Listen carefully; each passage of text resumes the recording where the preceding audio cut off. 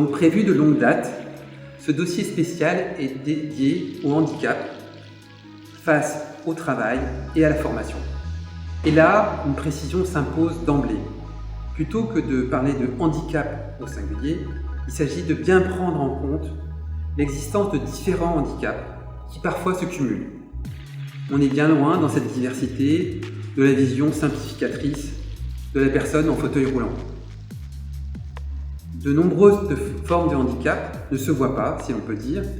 Ils peuvent être moteurs, psychiques, cognitifs, sensoriels.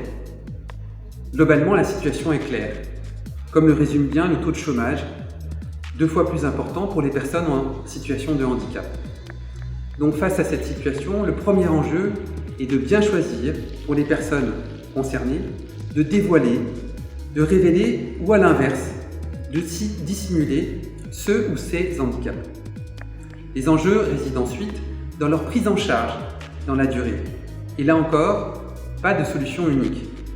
Il est bien souvent difficile de sortir d'un établissement du secteur adapté vers un poste sur le marché du travail, même si c'est un poste aménagé.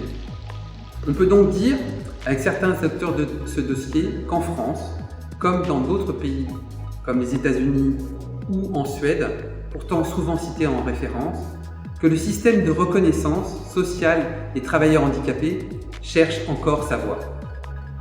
Aussi, ce numéro espère contribuer à une meilleure connaissance et à une meilleure prise de conscience de la diversité des situations des personnes en situation de handicap et ainsi participer à une amélioration de leur inclusion dans la société.